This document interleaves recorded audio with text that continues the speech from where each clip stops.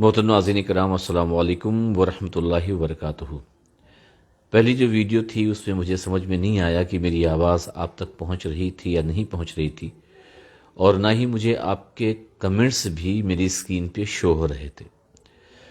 अब अगर आप तक मेरी आवाज़ पहुंच रही है और आप मुझे देख रहे हैं तो बराए मेहरबानी एक बार ज़रूर लिख दें कि मेरी आवाज़ आप तक पहुंच रही है। जी, फैज़ शफ़ी ने लिखा आ रही है आवाज़। बहरहाल, तो आज जो हम गुफ्तगू करना चाहते हैं वो हज़रत इमाम जाफ़र सादिक़ रज़ियल्लाहु ताला अन्हु अलैहि सलाम की न्याज कूंडे के ताल्लुक से। इस वक्त असगर अली क़ादरी हैं, फैज़ शफ़ी हैं और सरफराज शफ़ी हैं, और उसके अलावा हम देख रहे हैं कि फैज़ान ख़ान न्याज़ी हैं। वालेकुम अस्सलाम। और मैं चाहूँगा कि पहले आप लोग जुड़ जाएं और ताकि मैं अपनी बात ताकि ज़्यादा तक लोगों तक पहुँचा सकूँ और ज़्यादा तक लोगों तक अपनी बात कह सकूँ।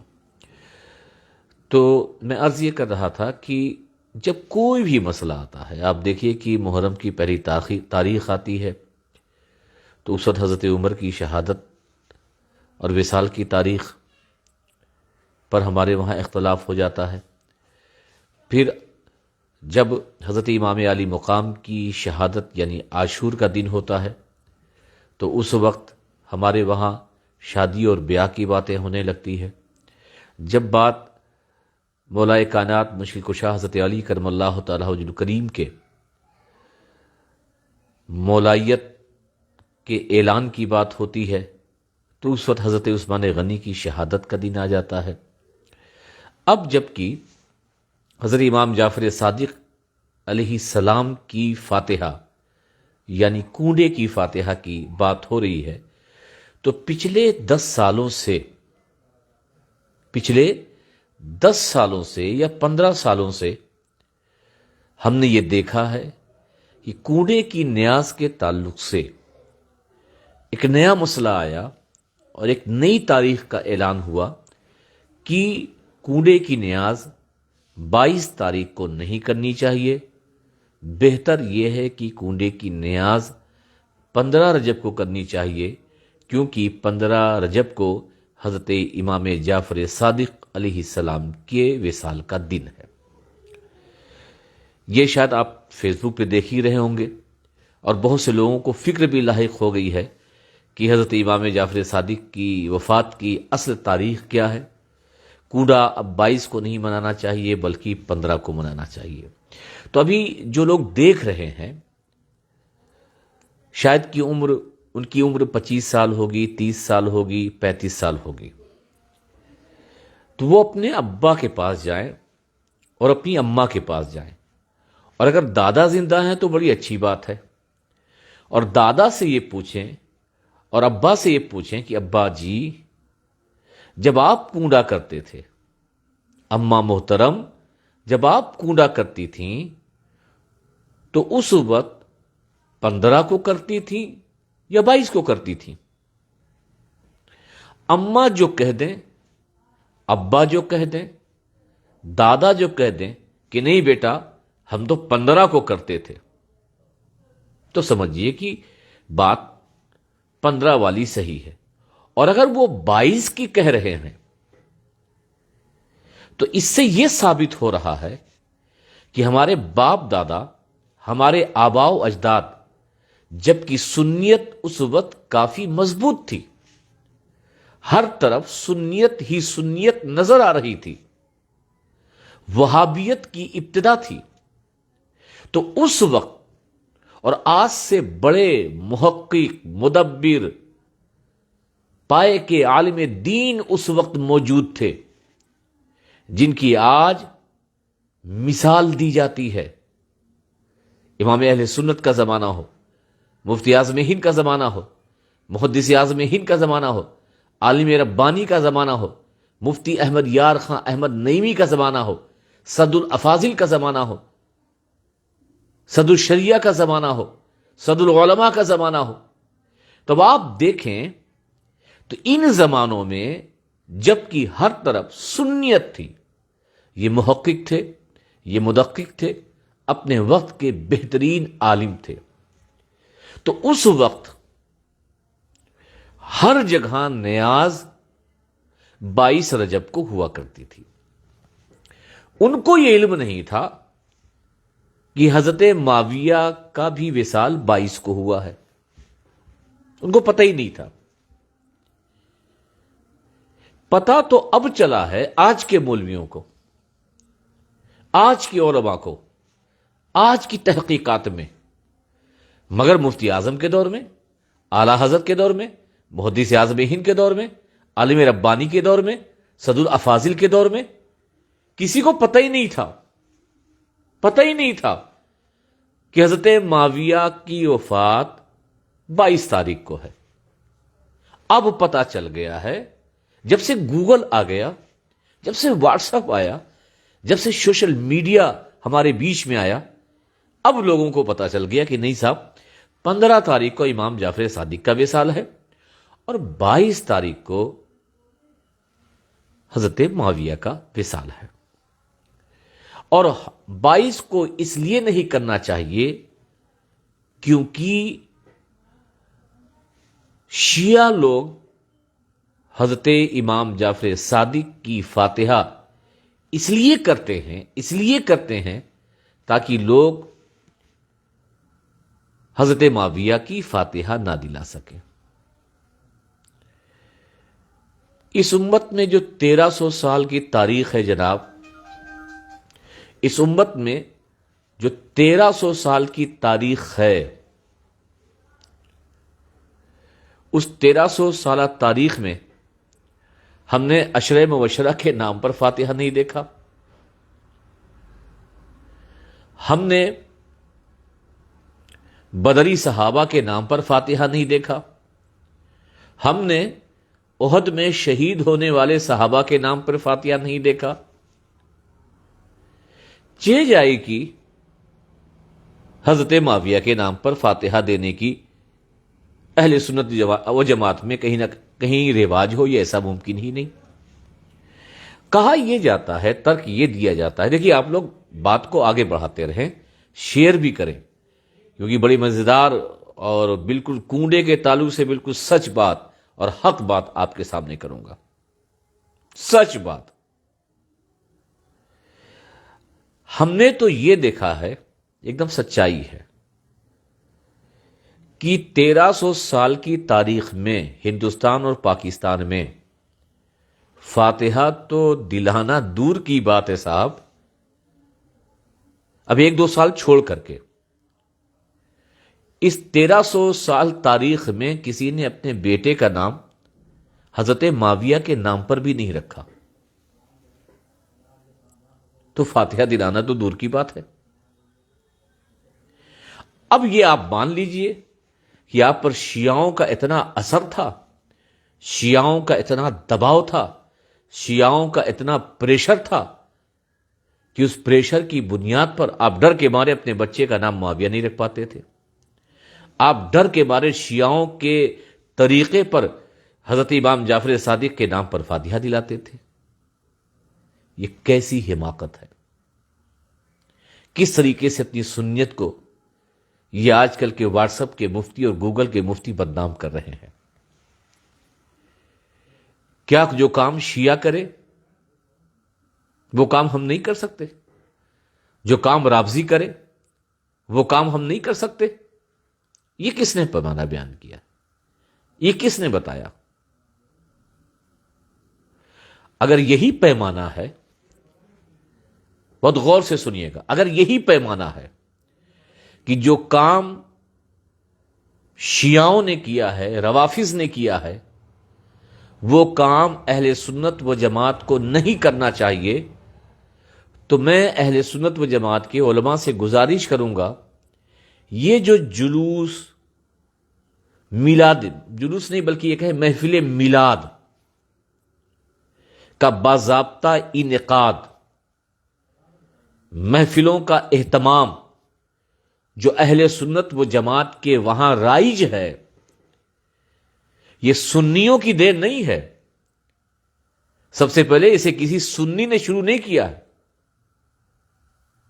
یہ رواج میں کہہ رہا ہوں، باضابطہ محفلوں کا انعقاد، خوشیوں کا اظہار، یہ جو مصر میں فاطمی جب حکومت آئی، مصر میں جب فاطمی حکومت آئی تو فاطمی حکومت نے سب سے پہلے نبی کریم صلی اللہ تعالی وسلم کی محافل کا انعقاد، خوشیوں کا اہتمام اور تحائف کا ایک دوسرے کو پیش کرنا اس دور میں شروع ہوا۔ بعد میں 600 ہجری میں مظفر نام کے بادشاہ نے اور بہترین طریقے سے، باضابطہ طریقے سے، جلوس کی شکل میں میلاد مصطفیٰ صلی اللہ تعالی وسلم کا اہتمام اور انعقاد اس نے شروع کیا۔ لیکن سب سے پہلے اگر شروع کیا ہے تو مصر میں فاطمی حکومت، جو کہ شیعہ کی حکومت تھی، جو کہ روافظ کی حکومت تھی، انہوں نے محفل میلاد کا انعقاد، تحائف دینا، خوشیوں کا اظہار کرنا، اور دو رسم انہوں نے شروع کی۔ ایک تو محفل میلاد اور دوسرے حضرت فاطمہ الزہرا سلام اللہ علیہا کی پیدائش پر خوب اہتمام اور خوشیوں کا اظہار۔ بعد میں سنیوں نے شیعہ سے یہ محفل میلاد، جلوس میلاد لیا ہے۔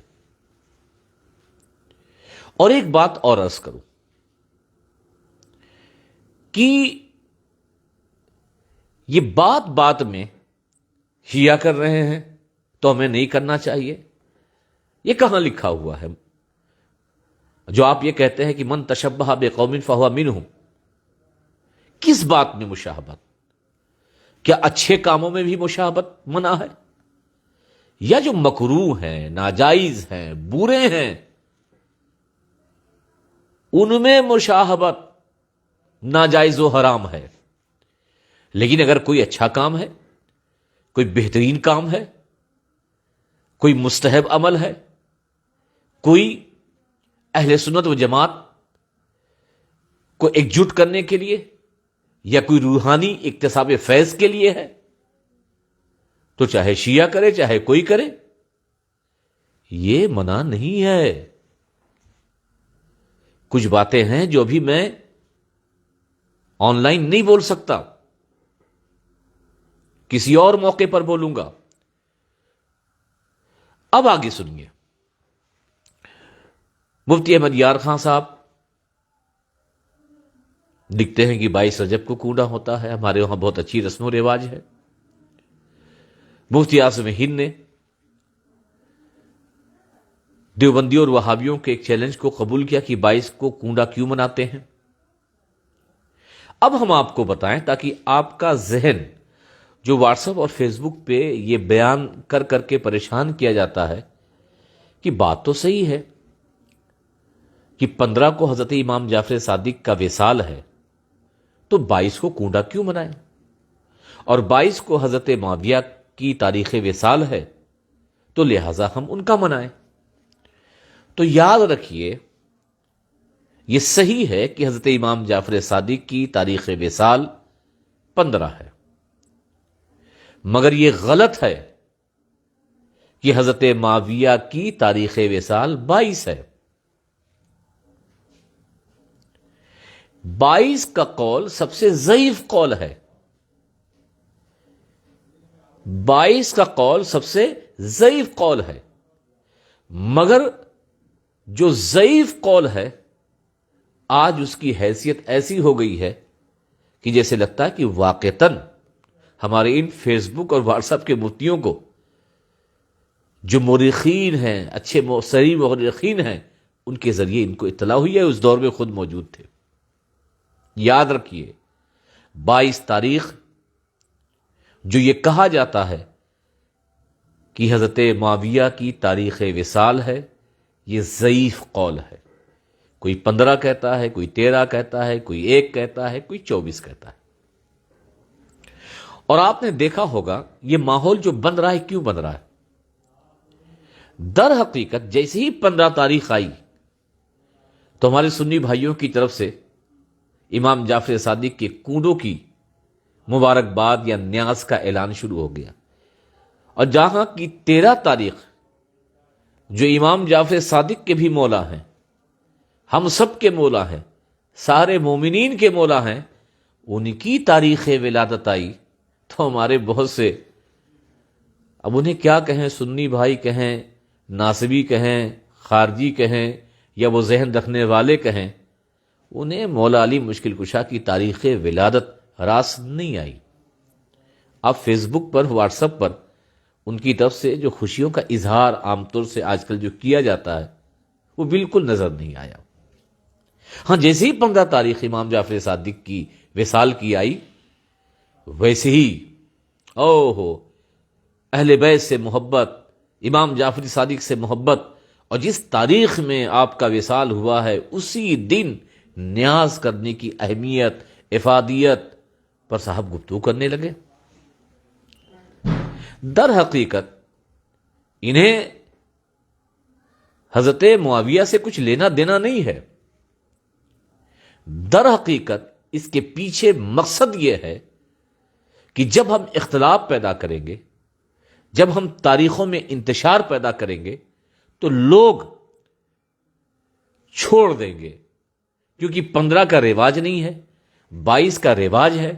اس لیے دھیمے دھیمے دھیمے جو امام جعفر صادق کے نام سے فاتحہ ہوتی تھی، اب وہ فاتحہ بند ہو جائے گی. در حقیقت یہ بغض اہل بیت، یہ دشمنی اہل بیت اور مولا علی کے شہزادوں سے ایک عجیب سا بغض عناد ان کے سینوں میں چھپا ہوا ہے، جو تحقیق کے نام پر، جو فاتحے کی اہمیت اور افادیت کی اسی تاریخ کو ہو تو بہتر ہے اس نام پر، اس حسد کا وہ اظہار کرتے ہیں. اب آپ کے ذہن میں ایک بات آئے گی، چلیے صاحب وہ تو صحیح کہہ رہے ہیں نا، جب 15 وصال ہے تو 15 کو اگر ہم منا لیں تو کیا برا ہے، 15 کو کر لیں تو کیا غلط ہے، 15 کو ہی کر لینا چاہیے، کوئی غلطی تو ہے نہیں. بالکل صحیح ہے. عرف عام جو چیز متعارف ہوتی ہے، جو چیز معروف و مشہور ہوتی ہے، شریعت میں اس کا بھی کہیں نہ کہیں اعتبار ہے. میں ایک مثال دوں گا. اگر کوئی عید کی نماز پڑھائے اور 6 تکبیریں جو زائد ہیں اور واجب ہیں ان میں سے کوئی ایک بھول جائے، یا اس عید کی نماز میں کوئی ایک واجب چھوٹ جائے، مجمع کثیر ہو، مجمع زیادہ ہو، تو اب فقہائے کرام، مفتیان کرام کیا سجدہ سہو واجب جو ہوا ہے اس کو ادا کرنے کا حکم کس طور پہ دیتے ہیں؟ تو مفتیان کرام کہتے ہیں کہ اگر کسی نے عید میں مجمع کثیر ہے، سجدہ سہو ہو گیا اور نہیں کیا تو پھر بھی اس کی نماز ہو جائے گی. کیوں ہو جائے گی؟ اس لیے ہو جائے گی کہ اگر وہ سجدہ سہو کرتا ہے اور ایسی صورت میں عوام میں اختلاف ہوگا، انتشار ہوگا، نماز کوئی ادھر کرے گا، کوئی ادھر پڑھے گا، کوئی ایسی پڑھے گا، لہذا انتشار اور اختلاف کو ختم کرنے کے لیے، انتشار اور اختلاف کو ختم کرنے کے لیے اگر سجدہ سہو بھی نہ کیا جائے تو عید کی نماز مجمع کثیر میں چھوڑ کر بھی سجدہ سہو کو ہو جائے گی. اب آپ دیکھیے کہ امت میں انتشار نہ ہو، امت میں اختلاف نہ ہو، امت میں دوریاں نہ ہو، امت آپس میں کسی امر مستحب کے لیے، کسی امر مباح کے لیے لڑے، جبکہ واجب کے لیے حکم ہے کہ اگر مجمع کثیر ہو تو وہاں پر دفع شر کے لیے اور اختلاف کو ختم کرنے کے لیے اس واجب کو بھی سجدہ سہو کو ختم کر دیا گیا، نہیں کیا پھر بھی نماز ہو جائے گی. مگر آج جو چیز چلی آ رہی ہے، جو چیز باپ داداؤں کے طور طریقے اور زمانے میں ہمارے بیچ میں 22 رجب کو فاتحہ ہو رہی ہے، تو اس کو کرنے میں کیا دقت ہے؟ تمہارے ابا جاہل تھے، تمہاری اماں جاہل تھیں، تمہارے دادا جاہل تھے، یہ بڑے بڑے مفتیان کرام جاہل تھے، وہ محقق نہیں تھے، وہ تاریخ داں نہیں تھے، وہ شیعوں کے خلاف برسر پیکار نہیں تھے، تمہارے ہی اندر پیدا ہو گئی روافظ کے خلاف۔ یہ سب ڈھکوسلے، یہ چونچلے بازی بند کرو۔ ہم تمہاری نیتوں کو سمجھتے ہیں، ہم تمہارے ارادوں کو جانتے ہیں۔ تم کو فاتحہ سے کچھ لینا دینا نہیں ہے، تم کو صرف لینا دینا ہے تو یہ کہ امام جعفر صادق کی جو فاتحہ ہوتی ہے وہ بند ہو جائے۔ ارے آج تک کسی سنی نے پوچھا یہ شب برات میں جو حلوہ آیا ہے وہ کہاں سے آیا ہے؟ یہ چنے کا حلوہ، یہ تل کا حلوہ، سوجی کا حلوہ، یہ جو حلوے ہمارے وہاں بنتے ہیں یہ کہاں سے آئے ہیں؟ اس پر کوئی سوال نہیں ہوگا، کیونکہ اس کا تعلق اہل بیت سے ہے ہی نہیں۔ سوال تو ہوگا کہ یہ جو کھیر بنائی جاتی ہے، جو پوڑی بنائی جاتی ہے، اس کی اہمیت افادیت کو ختم کرنا۔ بہرحال میں وقت زیادہ نہیں لوں گا، آخری بات کہہ کے اپنی بات ختم کروں گا کہ اب آپ کے پاس وہ دلیل ہونی چاہیے کہ جب 15 آپ کی تاریخ وصال ہے تو 22 کیوں نہیں؟ تو یاد رکھیے، جیسا کہ روایتوں میں آتا ہے کہ حضرت امام جعفر صادق علیہ السلام نے جب آپ کو غوثیت کبریٰ عطا ہوئی، یہ بہت بڑا مقام ہے، یہ بہت بڑا اللہ کی جانب سے فضل اپنے بندوں پر ہوتا ہے۔ اور یاد رکھیے گا یہ بھی کہ پہلی غوثیت کبریٰ پہ فائز ہونے والی ذات حضرت خاتون جنت کی ہے، اس کے بعد مولا علی، اس کے بعد امام حسن، امام حسین، پھر ان کے شہزادگان۔ تو یہ جو مقام غوثیت آپ کو ملا، 21-22 کی شب تھی، تہجد کا وقت تھا، اس آخری وقت میں حضرت امام جعفر صادق علیہ السلام کو غوثیت کا مقام عطا ہوا۔ اب ناشکرے تو تھے نہیں،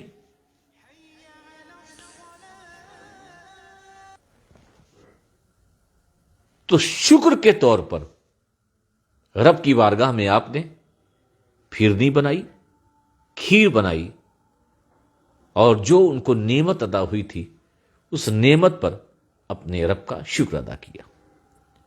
اب کیونکہ حضرت امام جعفر صادق نے خود اس نعمت عظمیٰ کی خوشی پر رب کی بارگاہ میں سجدہ شکر ادا کیا اور پھرنی بنائی، کھیر بنائی، تو ہم بھی ان کے غلام کے غلام کے غلام اور ان کی جوتیوں کی خاک اپنے آپ کو سمجھتے ہوئے کہ میرے مولا کو، میرے آقا کو، میرے جد کو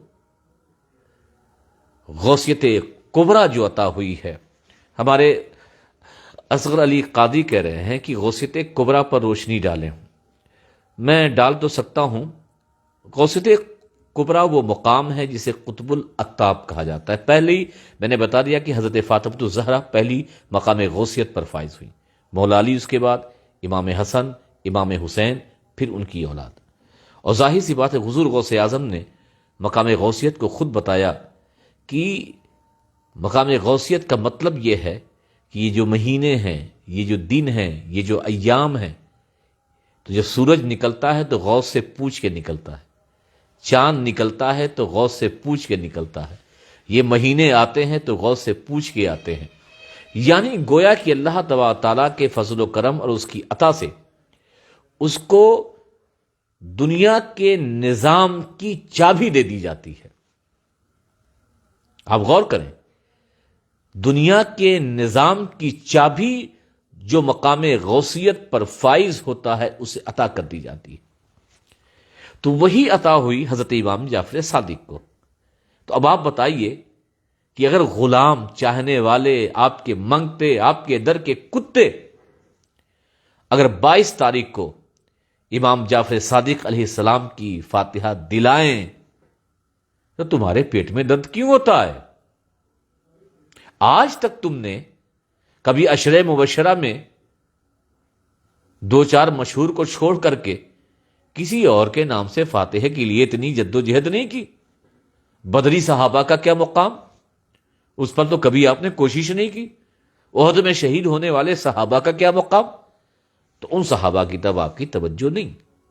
ارے بلکہ یہ 5 سالوں سے ہندوستان میں حضرت سیدنا صدیق اکبر رضی اللہ تعالیٰ عنہ کی تاریخ وصال ہم سنی حضرات مناتے ہیں، باقی کو تو چھوڑ دیجئے۔ یہ 5 سالوں سے، ورنہ کہاں صدیق اکبر؟ ورنہ آپ کہیں گے میں جھوٹ بول رہا ہوں، غلط بول رہا ہوں، چلیے ٹھیک ہے۔ اہل سنت و جماعت میں یہ ہے کہ حضرت صدیق اکبر کا مقام بلند و بالا، آپ افضل تمام انبیاء کے بعد۔ شیعہ ان سے نفرت کرتے ہیں، شیعہ ان کو گالی دیتے ہیں، شیعہ ان کے خلاف ہے۔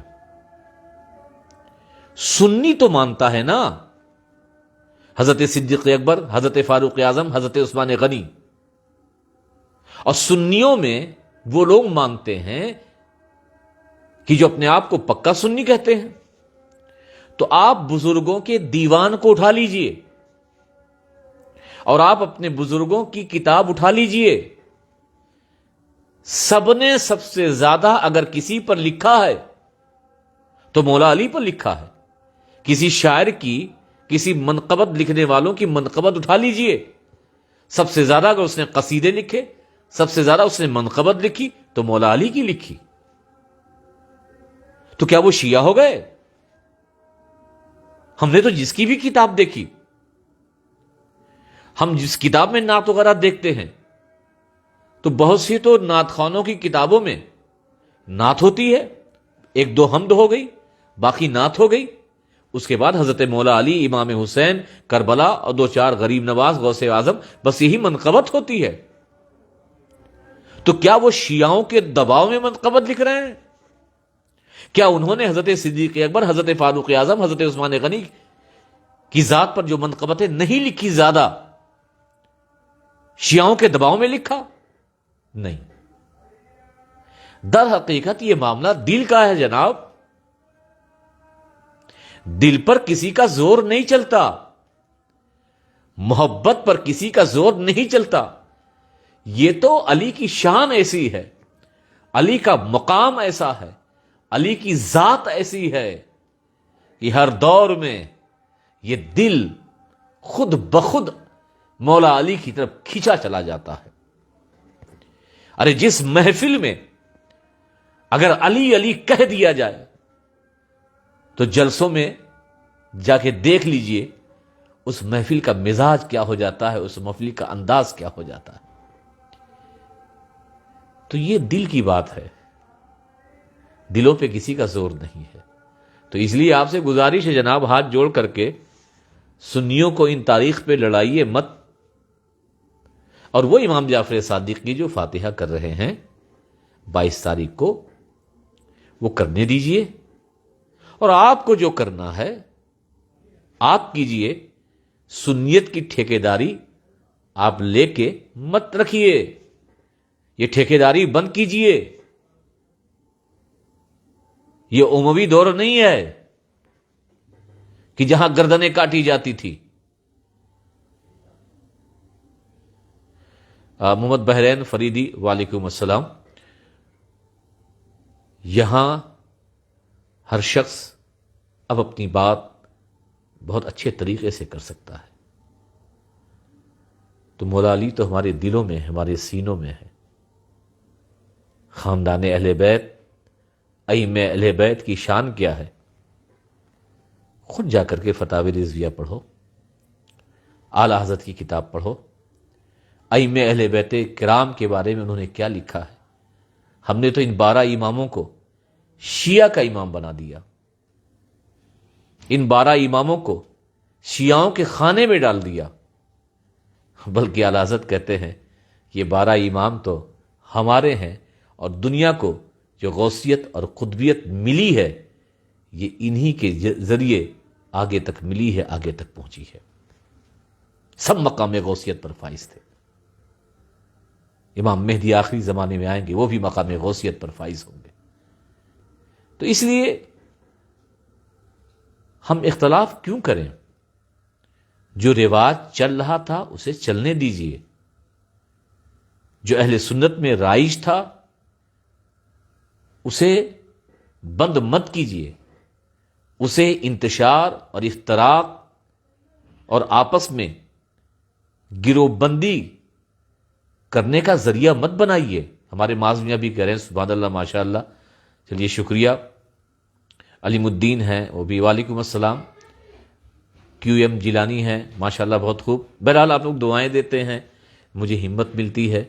اور میرے دل میں اور میرے ذہن میں جب واٹس ایپ اور فیس بک پر ایسی باتیں دیکھتا ہوں تو میں بالکل بے چین ہو جاتا ہوں، اور بالکل اپنی بات آپ سے کرنے کے لیے بےتاب رہتا ہوں کہ کوئی موقع ملے، نیٹ ورک بھی اچھا ملے اور ساری باتیں رہیں. تو آپ بھی محبت کرتے ہیں، آپ بھی ہمارے انٹرنیشنل سنی چینل کو دیکھتے ہیں، اور الحمدللہ عمر فاروق اشرفی دعا کر رہے ہیں کہ اللہ سلامت رکھے آپ کو. سلیم شیخ سلیم ہیں، اشرفی ہیں، محمد ریاض اشرفی، اس طریقے سے تمام لوگ دعائیں دیتے ہیں، اور آپ کی دعاؤں سے ہی مجھے حوصلہ ملتا ہے. اور آپ اتنی محبت کرتے ہیں جس کی بنیاد پر مجھے بولنے کی یہ جسارت ہوتی ہے. تو بہرحال علی اشرفی ہیں تو آپ اس کو خوب شیئر کریں، ہر گروپ میں پہنچائیے، لوگوں تک پہنچائیے، کیونکہ 3-4 دن بس یہی چلے گا، اس کے علاوہ کچھ نہیں چلے گا. سب لوگ بھول جائیں گے، کوئی اور چیز ان کو نظر نہیں آئے گی. بس جیسے ہی رجب آتا ہے 13 رجب بھول جاتے ہیں، 15 کو امام جعفر صادق یاد آتے ہیں، 22 کو کوئی اور یاد آ جاتا ہے. امام جعفر صادق کی نیاز کو وہ بند کرنے کی ایک بے وجہ کوشش کرتے ہیں. تو اس لیے حمید مور کہہ رہے ہیں وضاحت کے لیے شکریہ. اور اگر مجھ سے بولنے میں کوئی غلطی ہو گئی ہو، سبقت لسانی ہو گئی ہو، اللہ تعالیٰ مجھے معاف فرمائے. لیکن جو میں سمجھ رہا ہوں شاید کہ یہ بات آپ بھی اچھے طریقے سے سمجھ رہے ہوں گے. یہ ایک ایجنڈا ہے جس ایجنڈے پہ کچھ لوگ کام کر رہے ہیں. اب تو ہر چیز پر اختلاف ہو گیا صاحب. کچھ دنوں میں تو نام لینے پر پابندی ہو جائے گی کہ ایک محفل میں 4 بار یا 3 بار علی کا نام اگر لے رہے ہو تو 5 بار صدیق اکبر کا لو، 4 بار فاروق اعظم کا لو، 3 بار عثمان غنی کا لو، اس کے بعد تب مولا علی کا لو. نام لینے میں بھی ترتیب اب چلنے لگے گی. یہ سب کیا ہے؟ کیوں ایسا کر رہے ہو؟ کیا ملتا ہے؟ کہاں سے تم نے تحقیق اور کہاں سے تم نے ریسرچ کر لی ہے؟ تو اس لیے وہ مشن مت عام کرو جو اہل بیت کے خلاف بنو امیہ نے شروع کیا تھا، عباسیوں نے شروع کیا تھا، اور خارجیوں اور ناصبیوں نے جو قسم کھا لی تھی اور قسم کھا رکھی ہے کہ ہم محبان اہل بیت کو کسی نہ کسی طریقے سے چوٹ پہنچاتے رہیں گے. ٹھیک ہے، یہ تمہارا کام ہے چوٹ پہنچانا، مگر ہم علی کے چاہنے والوں نے بھی عزم کر لیا ہے، اہل بیت کے ماننے والوں نے بھی عزم کر لیا ہے کہ تمہارے ترکش میں اتنے تیر نہیں ہوں گے جتنا ہمارا سینہ مضبوط ہوگا کہ ہم تمہارے ہر تیر کو برداشت بھی کریں گے، اور زبان سے ذکر علی اور ذکر اہل بیت میسم کی طرح دار پہ بھی چڑھنا پڑے تو ہم ادا کرتے رہیں گے. ماشاءاللہ بھی 72 لوگ دیکھ رہے ہیں. دیکھیے کربلا سے مناسبت بھی ہو گئی. بہرحال آپ کا بہت بہت شکریہ کہ آپ نے مجھے دیکھا اور آپ نے محبتوں سے نوازا. بس آپ سے گزارش یہی کروں گا کہ یہ لوگوں تک پہنچائیں اور لوگوں تک بتائیں. اگر اس کے جواب میں گالیاں بھی آتی ہیں تو میں سمجھوں گا کہ میری بات ان نبی کے شہزادوں کی بارگاہ میں قبول ہو گئی ہے. بہرحال سب کو السلام علیکم وما علینا الا البلاغ. السلام علیکم ورحمۃ اللہ وبرکاتہ.